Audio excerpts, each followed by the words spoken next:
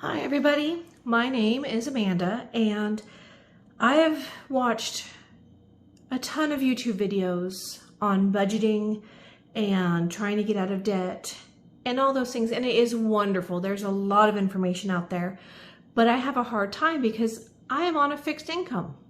I barely make anything. And how do you get out of debt? How do you do the things that you need to do the budgeting? So this video, my very first video ever on YouTube, is going to be literally a beginner budget. The basics. You don't need fancies. You don't need this. You can get paper envelopes. You just need a piece of paper and a pen.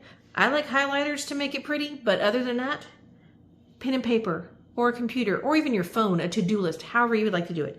But I'm going to go over just some budgeting beginner things.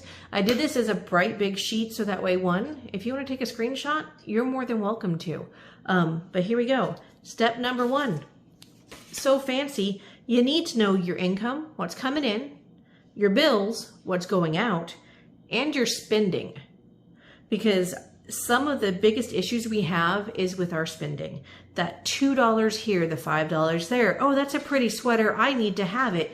There goes 20 bucks. You're not, and it's swipe, swipe, swipe with a card. So also get in your head, you're going to be using cash as much as you can.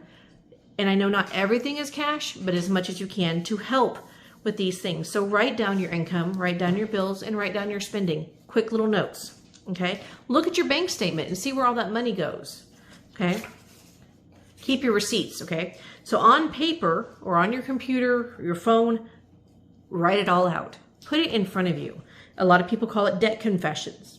Some people just need to be aware of where you're spending your money at too. And the reason why is it eating out?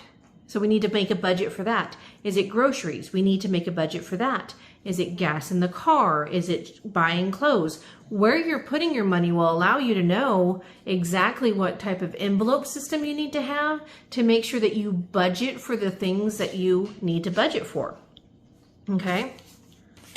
Budget your unknown variables. This is how I do it.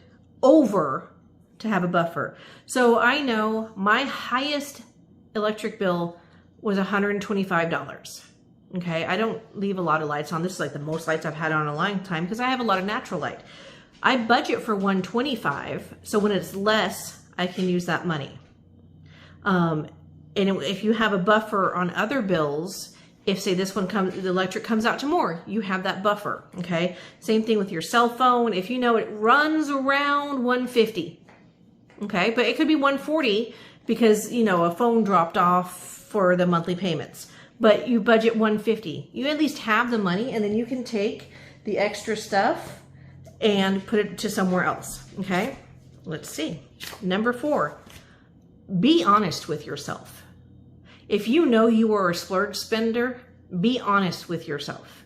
If you know that buying kid stuff is your downfall, be honest with yourself. Don't hide the things. Don't like, I'm not going to track that because I don't spend for it. Be honest.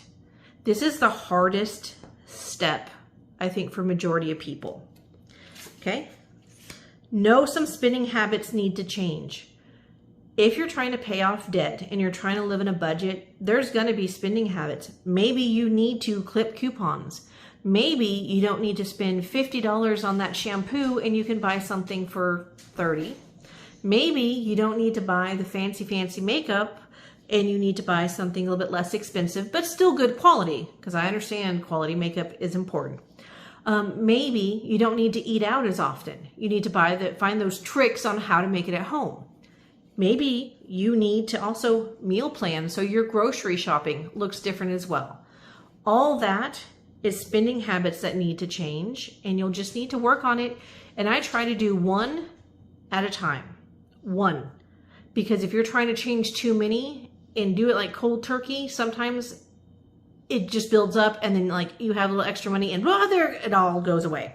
So what method are you using to get out of the debt? So are you going to follow Dave Ramsay? Are you going to create your own? Are you going to go through and scour hours upon hours of YouTube videos and figure out what works for you? And when you pick it, stick with it.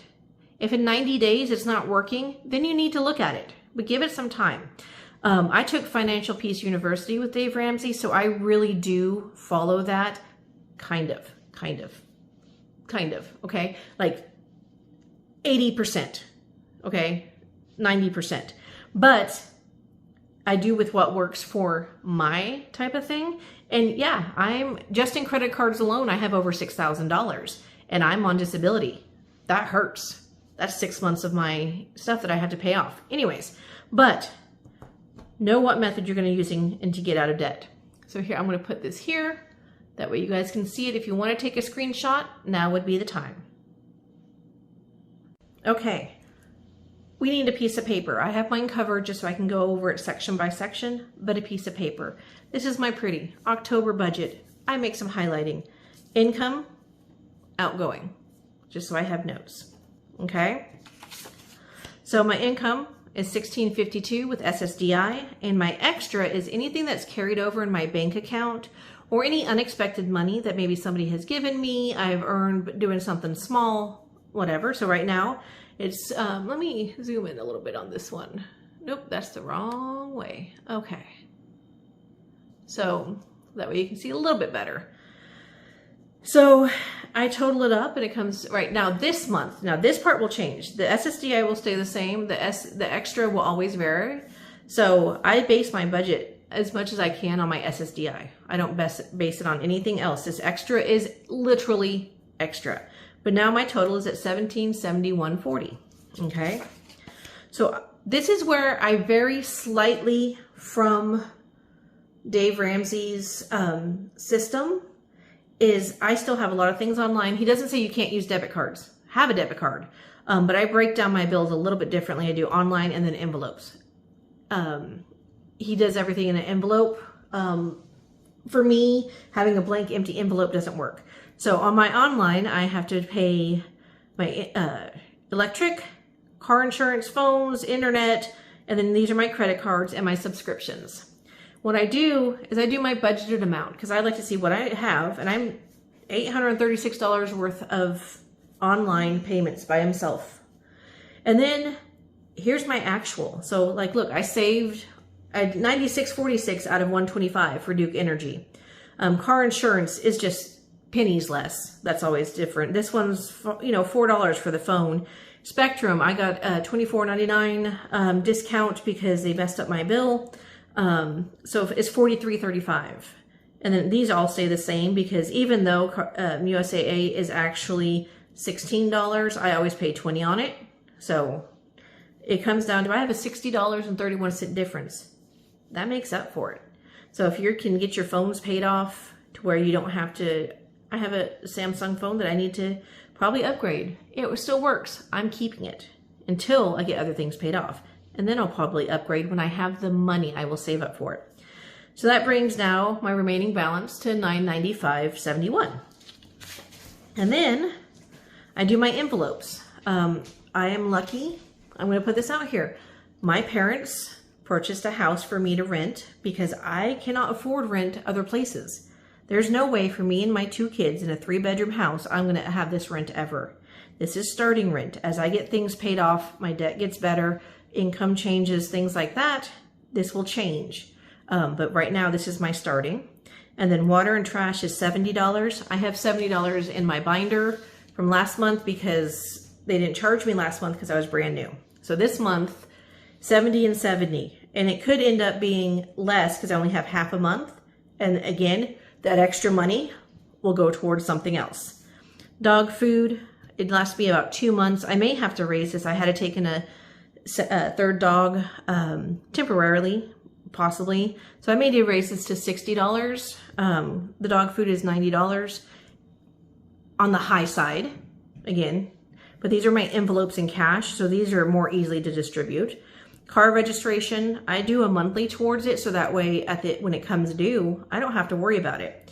And this will actually put me to where I have the money for the inspection as well. And then the emergency fund, and we'll talk about that. That is the first $1,000. I'm putting $20 towards it. I don't have a ton to put towards it, but I'm budgeting to put that much towards it. So that brings it to $695 in more bills, and then it leaves a balance of $300.71. Well, you have to get down to a zero budget with Dave Ramsay. I sometimes do the zero budget. Sometimes I leave a little bit of flex space. So my gas, every week I put about $40 in because of the fact that I go to and from once a week. So when that stops in January, this I can actually take away some of that money on there. But right now, that's my budget, is $200. So that brings me down to $100. The house, when I say house, this is my toiletries, this is shampoo, conditioner. I include household to be anything extra I would buy at the grocery store: toothpaste, toothbrush, toilet paper, Ajax, Dawn dish soap, whatever I would like to buy for the house. Because with my boys, they'll just use whatever I get. So I don't have to get a lot of fancy stuff. And I went from fancy shampoo and conditioner to the best inexpensive ones I could find. And I buy them in bulk so they last a while. Again, that's how you change some of your spending. So, and then my kids have asked me to call them thing 1, 2, and 3. So thing 1 is my oldest. He doesn't live in the house. He actually didn't vote on this, but I'm still going to respect that part. He lives in going to college. Thing 2 is my middle son, and he'll get $5. And this sounds terrible. This is for the month. These are for chores. I know that sounds terrible, but this is what I can afford to pay, and this is what I've talked to them about. Eventually it will go up. When gas goes down, this will go up for them. And then my thing 3, again, $5. And then spending, okay? I have an envelope called no guilt spending. That's not just for me. And this is the reason why it gets 20. Some of it is for me, but some of it is, we want to do the $3.99 movie rental. I take it out of this.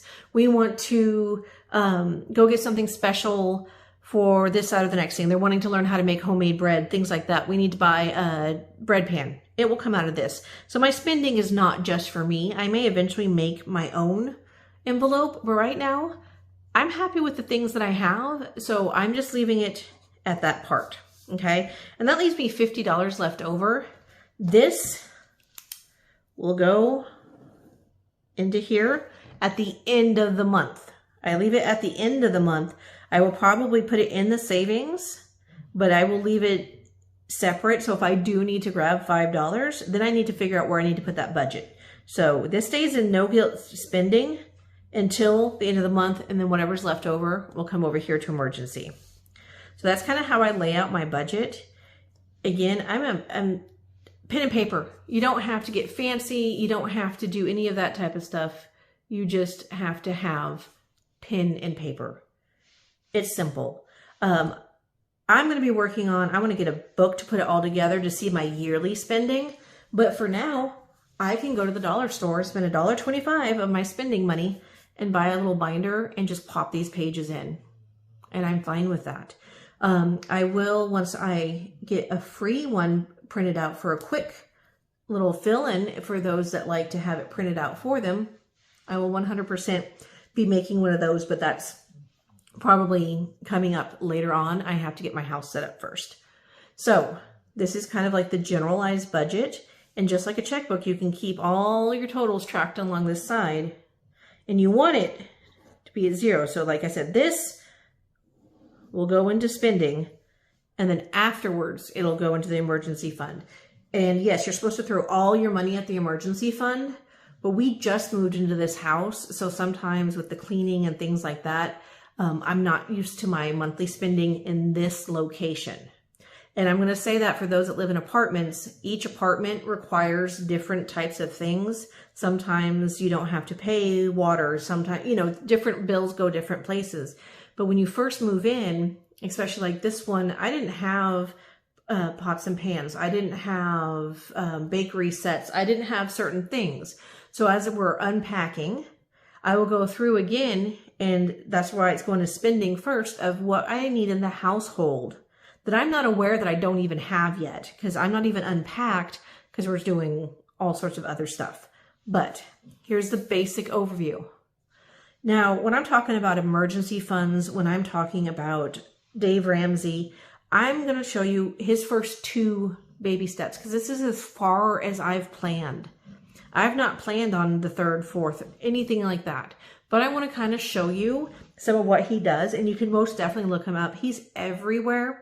The Financial Peace University helped me get this mindset, and before I stopped working due to my disability, it helped me so much. I was a month ahead in all my bills, if not 2 months ahead in bills. But when you spend 2 years being sick, it eats through that real quick. But in the 2 years that I was sick, yes, my credit cards racked up, but not one bill that I have to ask for any help on. And my ex at the time when he was with us, he, helped chip in, but I still paid up until the last month and a half, all the bills until the last month and a half, because that was what my role was in our relationship. So this does work. And seeing that it's on a small scale and it's not $9,000 that I make a month or $3,000, for me in the area I live in, this is more realistic of how much money it can be made. Because $9, $10, $11 an hour, you're not bringing home a ton. And if you have kids, I want to show that, yes, it's tight, very tight, but it is doable. I had $300 left. I didn't think I had $300 left over. Where did this come? I have no clue. But I can work with $300. I can work with $100. You got to change your thinking though. And that's where those first steps came in. So now I'm going to show you like the first 2 steps and how it works and how it's going to affect bills in the best way that it can work for you. Okay, so this is literally where I'm at. There's step 1, the emergency fund. This is where I'm at. You want to know how much I have right now? As when I get paid, it will be $25. I've got a ways to go, but as I add things in, this will 100% work. And any extra income I can get by doing any type of savings, it will go in here until I get to my $1,000. Well, okay, $1,000. That's not going to cover much of anything, is it? And that's because of the inflation and all that fun stuff. But what does help with this is your mindset of being able to save, that putting the little bit extras away, doing those changes to get the money to get there as fast as possible. That's what that's for. So that way, when you're getting ready to make other sacrifices or other shifts and changes, you've practiced. Now, this one, honestly, if you think about it, if I'm only doing $20 a month, that's going to take me a long time. But if I keep working on savings and throwing money at it, whatever I find, I don't care if I find a penny on the street, I'm picking it up and it's going in here. Keep that change, people. I'm telling you, the change you find, put so much in your wallet and put the rest in a jar. At the end of the year, you end up with like $100. Guess what? That goes to your emergency fund. So don't think that this is going to take you forever. If it's $5, it's $5. If you need to use it for an emergency, use it. And then just start at step 1 again. Okay. And I know that's very daunting and scary, especially if you are on minimum wage or $9, $10 an hour, you have a family and all these numbers are being thrown your way. $5, $1, any money that you can put aside, because then when you have that emergency, you're not flipping out. Okay. And the second step, which I forgot to write number 2, is pay off your debt. This is where I differ a little bit from Dave Ramsay. I have student loans. I'm not worrying about those right now. I know they're coming back to where you have to pay them. I'm not worried about my credit score. I'm worried about paying the things that affect me right now that people are saying, here's my hand. Now, also, know with Nelnet, you can make payment arrangements. You can lower your payments. You have to discuss with them. You can get on an income payment schedule. You need to contact, if you have student loans and you are low income, contact them. Make the phone call. Look at if you are having a hard time with your utilities because they're out of control, because wintertime is insane where you live. Contact your local company, especially if you're low income, if you are on food stamps, if you are on Medicaid or Medicare like I am. Contact these companies and see if they have programs to help you with your bills. do not be so prideful that you cannot get the help. But I wanted to show you, this is my debt in credit cards, right? The other side, whole different number. But this is, I can focus on this. I can focus on this right now because I see this every day because it pops up. Here's your balance. Here's your amount. Okay, the other stuff is kind of in the background. And that sounds terrible, but if I take on too much, I can't do it. So you line them up for the snowball. You line them up in order of the amount on the card, not your interest rate, okay? The amount on the card. And then you take your minimum payment and pay the minimums, right? And when this step's done, this is what you focus on. But here's how the snowball. While I'm still paying the $20, while I'm doing the emergency fund, this could get paid almost all the way off. Well, this $20 now goes here, and that makes it $76. That's not bad at all. And even if this goes down, I'm still going to pay this amount because I'm used to paying this. And then I take the $76 and add the $57. So 6 plus 7 is 3, carry the 1, so we have $633, right? My math could be off. Just go with it. And then now this is gone, this is gone, this is gone. And then this goes here. So the 133 plus 80 is 213. How much quicker? Now you're still making the minimums and you're not spending. That's the key. You're not spending on these. Now, this is where I differ. My subscriptions go on this card. But if you noticed in the budget, I had $60 in subscriptions. So I pay the $56 and I pay the $60 to cover the subscriptions as well. I may raise that once I figure out how much the interest rate is to cover any interest that is accrued with the $60 as well. So I pay this first. Once this clears, I then pay the $60 so it covers all the payments for that month. That's just how I do it. And this one will stay open. And now what you're supposed to do is afterwards, you're supposed to close them. So like for this, USAA is paid off. Close it. Okay. Capital One, pay off. I'm keeping this one open. The only reason why I'm keeping Capital One open is literally my $60. Because if I have a $17.50 credit card, but I'm only putting $60 on it each month and I'm paying it off in full, I'm okay. And while I'm building up my emergency fund, I have the space. Okay. So if something does happen, I have the space. But right now I have no space. So that's just for the potential. Care credit. This is another one I'm leaving open. This is for dogs. And as I'm building up my emergency fund, if the dogs have issues, if it goes past this amount, I had a dog get bit in the mouth by a cottonmouth. Like that was a whole thing.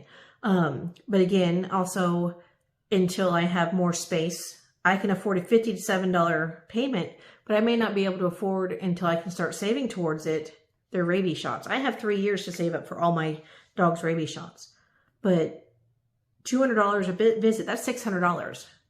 I don't right now have the ability to save that up, but I will. That's the key thing. I will, not if I can. It will be I will. And then Merrick, this one actually, I had a subscription I completely spaced about. It charges once a year. It popped up, so it pushed me $11 over. I was a little upset about that. But this one, when this gets done, that one will go away. Don't worry about your credit. When you get all this stuff set up, when you close out credit cards, it's going to hurt your credit. But if you want to keep them open, keep them open. If you don't want to keep them open, I know if I have these credit cards, I will spend on them. I know this. But I do know if I write emergency across my Capital One and emergency across my Care Credit, I'll leave them alone. But why not leave this $2,200 limit open? Because the payments are too much. Too much. But look right here. Once these all get paid down and I have nothing on them, I now have $213 extra a month to put towards the next step and the next step and the next things that I want to do. So I hope you enjoyed this. I hope it was self-explanatory. I've never done a YouTube anything before, so I just want to say thank you. there's that lovely subscribe button. If you want to see more, I will break down my budget envelope next time to show how I put things in here and how I track the spending of the cash. And anything else you want to see. If you want to have any time where you need to go over this and I need to do step by step, I have my budget on a computer. I have it on Trello. If you would like to see how I set it up on Trello as well, so it's always with me on my phone and my computer, please let me know. I can most definitely do a video on that as well. If you want to have more explanation on budgeting unknown, you know, any of this, let me know. I also do meal planning. It does change the way you view grocery shopping. My pantry right now, as we're renovating this house that we just moved into, it's 2 shelves. It's not even a cabinet full of things. And my fridge has bare minimum, so we need to take things out. But you know what? We don't have all this excess stuff, but we're eating so good. So that's one way that you can really change some of your spending habits. I'm going to get back into couponing. If you want to know more about that, ask all the questions. I would love for you guys to comment, ask questions, do all the wonderful things. I will interact as much as I possibly can. And I'm always open to any suggestions. And I'm hoping to see subscribers. I'm hoping to have conversations with you. And even if I don't, I think I'm going to do this for those people when they see, like me, when you see $9,000 coming in a month and you're like, I don't have the money for that. When you see those saving challenges and it's in a huge amount and they're putting away $600-700 in saving challenges, I don't have the money for that. Well, I don't either. And I'm going to show you with the $5, the $1. Keep all your $1 bills. Do nothing with them. Just keep them and put that in savings. That'll make a difference. So I love you all and you have a blessed day.